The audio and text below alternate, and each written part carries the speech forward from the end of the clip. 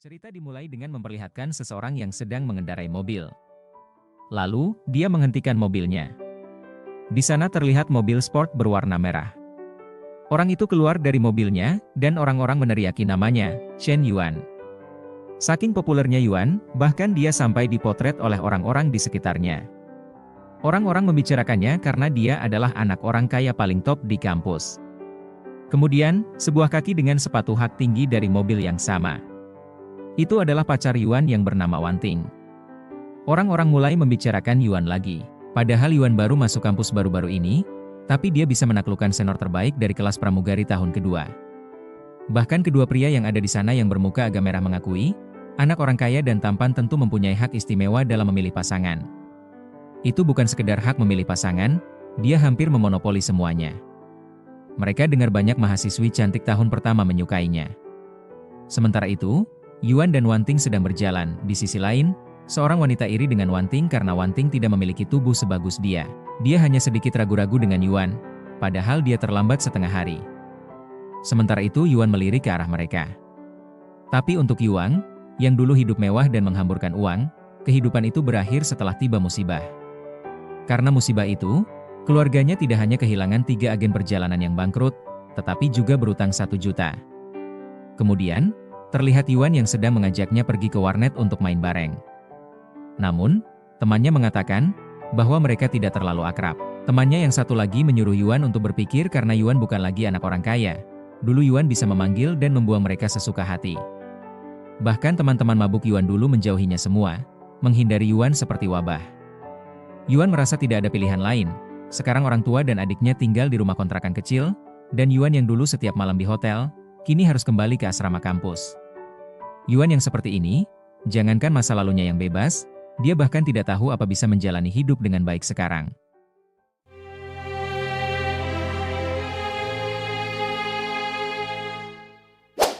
Kembali pada masa sekarang. Di sana Yuan menghampiri Wanting yang sedang menunggunya. Namun, Wanting memutuskan hubungan mereka. Wanting meminta Yuan untuk tidak menghubunginya lagi. Wanting berharap Yuan menemukan perempuan yang lebih pengertian. Yuan sangat terkejut ketika mendengar itu dari mulut pacarnya. Yuan merasa heran, karena 3 tahun bersama, dan Wanting memutuskannya begitu saja. Kenapa begitu tega? Wanting menjelaskan, Yuan berbicara seperti pejuang cinta sejati. Apakah Yuan tahu seberapa dalam perasaan mereka? Kemudian, Wanting menekankan satu hal, dia meminta Yuan jangan memanggilnya dengan panggilan Ting, karena kedengarannya jadul. Wanting melanjutkan, lebih baik mereka tidak bertemu lagi. Di sisi lain, Yuan mendenguskan nafas berat. Kemudian, dia menahan pintu mobil yang akan dibuka Wanting. Wanting terheran dan bertanya, apa lagi yang Yuan mau? Yuan menjelaskan, tas-tas mewah yang Yuan belikan untuknya, Yuan rasa Wanting tidak akan memakainya lagi. Kemudian Yuan mengusulkan untuk mengembalikannya. Wanting yang mendengar itu langsung marah dan menyampaikan, bahwa Yuan tidak punya malu. Wanting bersamanya 3 tahun, dan yang Yuan berikan hanya tas murahan. Sekarang setelah putus, Yuan ingin mengambilnya kembali. Sementara itu Yuan menyampaikan, kalau memang tidak bisa, Yuan juga tidak mau uangnya lagi. Yuan mengusulkan untuk mengenang masa lalu sekali lagi. Namun di sisi lain, Wanting malah menyuruh Yuan untuk enyah. Kemudian, pria yang di dalam mobil memanggil Wanting dengan sebutan Ting, dan menyuruhnya untuk masuk. Dia juga memanggil Yuan adik, dan menawarkan tumpangan kepadanya. Dalam batin Yuan berkata, Yuan memanggilnya Ting terdengar jadul, namun jika dia yang memanggil, jadi terlihat keren. Kemudian Yuan menolak tawaran pria itu karena rumahnya dekat. Pria yang berada di dalam mobil itu kembali menyampaikan, dia dan Ting tidak buru-buru. Dia hanya khawatir Yuan terlalu terpukul dan melakukan hal bodoh. Kemudian dia memanggil Yuan adik, dan menurutnya sebaiknya mereka memastikan Yuan pulang dengan selamat. Yuan merasa kesal dan berpikir, membunuh saja tidak cukup, mereka juga ingin menghancurkan hatinya. Kalau Yuan tidak melawan, maka mereka akan berpikir Yuan hanyalah mangsa. Kemudian, Yuan mendekatkan dirinya ke jendela mobil dan menyampaikan, Kak, kau orang baik, dan Yuan menghargainya. Tapi rumah Yuan benar-benar dekat, hanya beberapa langkah saja. Setelah itu, Yuan membukakan pintu mobil sambil menjelaskan, Wanting adalah gadis yang liar, dan meminta agar pria itu menjaganya dengan baik. Di sisi lain, pria itu meminta Yuan tenang, karena dia yang akan mengurus liarnya. Lalu Yuan kembali menjelaskan, sebagai pria, mereka harus memberikan yang terbaik untuk wanita. Yuan meminta pria itu mengingat baik-baik kebiasaan Wanting. Pertama, dia suka memakai Okamoto 001. Kedua, untuk stocking, jangan memilih yang terlalu berkualitas tinggi, karena yang terlalu bagus justru kurang praktis. Dan yang terakhir, dia paling suka memakai kostum perawat dan polisi saat momen spesial. Pria itu terlihat kesal dan berkata, bahwa dia bercanda soal itu. Kemudian dia menginjak pedal gasnya, dan pergi meninggalkan Yuan. Sementara itu Yuan menyampaikan, dia baru saja mau masuk ke bagian serunya. Pilihan Wanting mungkin yang terbaik. Kemudian, Yuan pasrah karena itu bukan urusannya lagi. Yuan hanya berharap pilihannya membawa hidup Wanting menjadi sempurna. Namun, tiba-tiba pesan sistem muncul dan membenarkan perkataan Yuan, setiap orang harus berusaha menjalani kehidupan sempurnanya sendiri. Di sana sistem kehidupan sempurna sedang dimuat. Sementara itu, Yuan masih berada di posisi yang sama, tidak bergerak sedikit pun. Kemudian, sistem itu menampilkan status Yuan. Di sana status itu menampilkan nama host yaitu Shen Yuan, usia 21 tahun, tinggi badan 182 cm, berat badan 72 kg, kekayaan senilai 87 Yuan, health 72, stamina 75, dan skills tidak ada. Yuan yang melihat itu langsung berkeringat dingin. Dia bertanya-tanya, apakah dia jadi pemiliknya? Dia juga tidak sedang putus asa. Kenapa malah berhalusinasi? Kemudian sistem itu berhasil dimuat dan menjelaskan, hidup sempurna bukan hanya membutuhkan uang sebagai dasar, tetapi juga perhatian dari lawan jenis. Kemudian, misi terbatas telah dimulai. Di sana Yuan diminta untuk menghabiskan uangnya untuk lawan jenis dengan tingkat kesukaan di atas 60, dan dapatkan perhatiannya.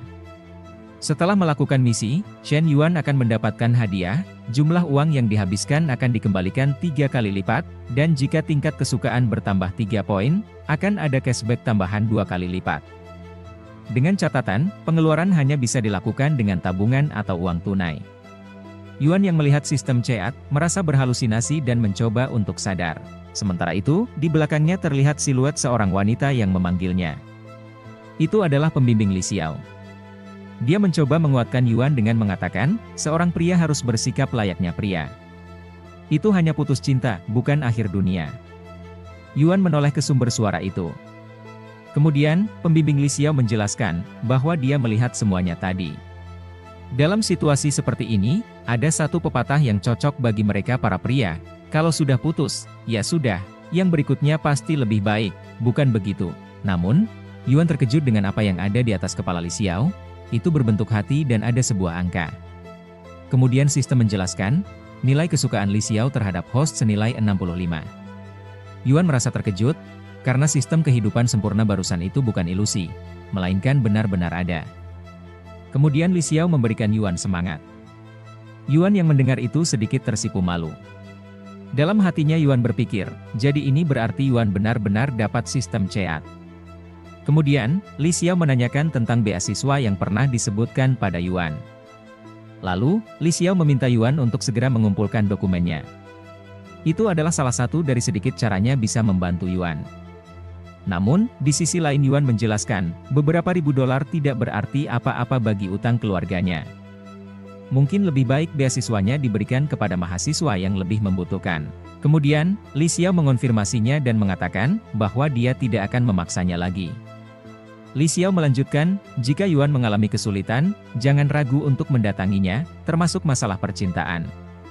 Setelah itu, Li Xiao berpamitan dan kembali menekankan, jika ada apa-apa, jangan ragu untuk mendatanginya. Di sisi lain Yuan berpikir, Bully sesuai dengan misi terbatas sistem yaitu tingkat kesukaannya harus melebihi 60. Yuan bertanya-tanya, benarkah dia bisa mendapatkan cashback 2 kali lipat dengan menyelesaikannya? Kemudian, Yuan memegang tang Bully dan berpikir, bagaimana jika dia mencobanya sekalian? Lalu, Yuan mengucapkan terima kasih, karena Bully sudah peduli kepadanya. Kemudian, Yuan meminta Bully untuk menunggunya sebentar, karena dia akan membelikan teh susu untuknya. Di sisi lain, Bully yang melihat perlakuan Yuan merasa sedikit tersipu malu. Beberapa saat kemudian, Yuan memberikan teh susu yang dimaksud. Bully berterima kasih kepada Yuan. Di sisi lain Yuan berpikir, saldo awalnya senilai 87 Yuan, setelah membeli teh susu seharga 6 Yuan, tersisa 81 Yuan. Sekarang dia menerima 18 yuan ke dalam akun, saldonya menjadi 99 yuan, cashback 2 kali lipat itu nyata. Selama tingkat kesukaan Bully tetap di atas 60, dia bisa terus menghabiskan uang untuknya, dan mendapatkan cashback dari sistem. Setelah itu, Bully pergi meninggalkan Yuan. Sementara itu, Yuan berpikir bahwa hutang keluarganya bisa dilunasi. Jika dia mengelola itu dengan baik, keluarganya bisa lebih kaya dari sebelumnya. Dia senang karena bisa kembali seperti dulu, bahkan dia akan melampauinya. Tapi modal yang dia miliki sekarang hanya 99 yuan, terlalu sedikit. Hal yang paling mendesak sekarang adalah mendapatkan modal yang cukup dan menemukan target yang tepat untuk dibelanjakan.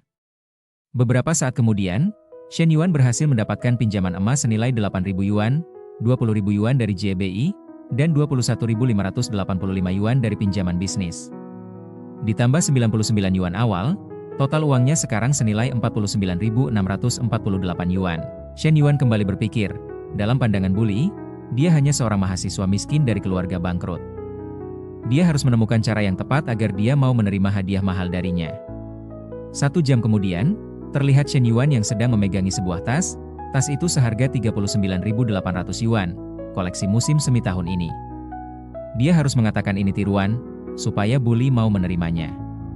Setelah itu Yuan mendatangi rumah Bully. Shen Yuan penasaran apakah Bully mempunyai pacar atau tidak. Beberapa saat kemudian, Bully keluar dengan celemek dan spatula di tangannya. Dia menanyakan, kenapa Yuan ada di sini? Namun, Yuan balik bertanya, apakah Bully sedang memasak? Di sisi lain, Bully kembali menanyakan maksud kedatangan dari Yuan. Kemudian, Shen Yuan menjelaskan, selama 3 tahun di universitas, Bully sangat peduli padanya. Dulu Yuan menganggapnya biasa saja, tapi hari ini dia sadar betapa berharganya bantuan Bully. Shen Yuan melanjutkan, itu ada sedikit tanda terima kasih dari seorang murid, jadi Bully harus menerimanya. Dalam batinnya, Bully tidak bisa menerimanya karena tas itu kelihatan mahal. Kemudian Bully menjelaskan bahwa dia adalah guru Yuan, itu memang tugasnya, tidak ada perlakuan khusus. Dia memperlakukan semua murid dengan adil, tidak perlu seperti itu. Shen Yuan menjelaskan, itu hanya tiruan, harganya cuma 200 yuan. Bully tahu kondisi keluarganya, Yuan tidak bisa membuang-buang uang sekarang. Yuan melanjutkan, Bully sudah banyak membantunya. Jika dia tidak melakukan apapun untuk berterima kasih, apakah dia masih manusia? Tas itu memang tidak mahal, tapi ini tanda terima kasih seorang murid. Jika Bully tidak keberatan, tolong terima. Di sisi lain Bully berpikir, jika dia menolak sekarang, rasanya dia meremehkan Yuan. Dalam situasi seperti ini, dia tidak boleh membuat Yuan lebih terluka. Kemudian, Bully menerimanya terlebih dahulu. Dia menyampaikan, nanti saat hari raya atau ulang tahun Yuan, dia akan memberi Yuan hadiah balasan. Setelah itu, terlihat sebuah asap dari dapur. Bully segera berlari karena daging tumisnya gosong. Sementara itu, Yuan masuk ke dalam rumah. Kemudian, Bully mengajak makan malam di situ. Shen Yuan berpikir, selama pacar Bully tidak keberatan, dia tidak masalah. Lagi pula, dia perlu mendekat untuk meningkatkan tingkat kesukaan dan mendapatkan lebih banyak cashback dari sistem. Tidak lama kemudian, pemberitahuan sistem muncul. Yuan merasa senang karena dananya telah masuk. Dia berpikir, tas seharga 39.800 yuan, cashback 3 kali lipat berarti 119.400 yuan. Setelah dikurangi biaya, dia untung hampir 80.000 yuan. Dia pernah menghabiskan 80.000 yuan sebelumnya, tapi menghasilkan sebanyak ini, itu adalah pertama kalinya bagi Yuan. Dan dia mendapatkan semuanya sendiri. Itulah masa muda. Itulah kemenangan. Yuan merasa luar biasa. Kemudian, Bully meminta Yuan untuk duduk dan makan. Yuan terlihat terkejut dan menanyakan, apakah hanya mereka berdua yang akan makan? Kemudian Yuan menanyakan, kemana pacar Bully? Bully menjelaskan, bahwa dia tidak memiliki pacar. Sementara itu dia kesusahan melepaskan celemeknya. Dengan sigap Yuan mencoba membantu Bully. Bully berkata itu tidak perlu. Namun Yuan terlanjur sudah ada di situ. Di saat Yuan sedang melepaskan celemeknya, tiba-tiba seorang wanita berteriak dan menanyakan, apa yang sedang mereka lakukan. Dia adik perempuan Bully Xiao yang bernama Li Fei. Yuan terlihat panik dan berkata bahwa mereka tidak sedang melakukan apa-apa. Sementara itu, Ibu Li menanyakan, kenapa adiknya baru pulang sekarang. Lalu mengajaknya untuk makan. Kemudian, Ibu Li menghampiri Fei dan memperkenalkannya kepada Yuan. Di sisi lain Yuan mencoba menyapa Fei. Namun Fei merasa dirinya tidak baik-baik saja. Setelah itu, Yuan berpamitan kepada Ibu Li dengan beralasan dirinya sudah makan sebelumnya. Ibu Li merasa heran, karena tadi Yuan jelas terlihat ingin duduk dan makan. Kemudian Fei merasa, bahwa Yuan mempunyai niat buruk. Ibu Li mencoba meyakinkan, bahwa Yuan hanya muridnya. Mendengar itu, Fei berucap, betul-betul nekat, seorang murid berani mencoba mendekati gurunya. Di sisi lain, Ibu Li mendorong Fei dan menyuruhnya untuk makan. Sementara itu, Yuan berpikir tentang siapa yang harus dia belanjakan berikutnya. Ibu Li di satu sisi hanya sebatas guru dan murid. Di sisi lain, Ibu Li juga bukan tipe cewek matre seperti Wanting. Di tengah lamunannya, Yuan ditabrak oleh seseorang. Yuan mengenal orang itu dan menanyakan keadaannya. Di sisi lain, orang itu terlihat gemetar. Itu adalah teman sekamar Shen Yuan, yang bernama Huang Haibao. Dia menjelaskan, gebetannya Fang Minhui pergi nonton film dengan si bajingan Li Zhanpeng. Sementara itu, Yuan berpikir, bahwa Fang Minhui adalah gadis tercantik di kelas perdagangan internasional angkatan 2020. Itu adalah gebetan sepihak Lau Huang. Mereka sama sekali tidak mempunyai hubungan apapun, bahkan belum pernah bicara. Sementara itu, Huang menyangka Yuan menertawakannya karena ekspresi Yuan seperti itu. Di sisi lain, Yuan meminta Huang untuk melihat ke arah yang dia lihat. Kemudian, mata Huang terlihat berbintang-bintang, karena melihat Fang Minhui yang sedang berjalan bersama temannya. Huang mencoba berpikir optimis mengenai Fang Minhui yang pergi menonton film bersama dengan Li Zhanpeng. Mereka tidak pergi ke hotel atau semacamnya. Huang merasa senang karena dia masih memiliki kesempatan.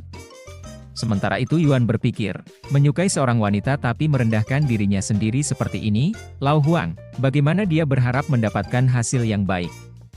Setelah itu, Yuan terlihat terkejut, karena Fang Minhui memiliki tingkat kesukaan kepada Yuan sebesar 72, dan itu lebih tinggi dari Ibu Li.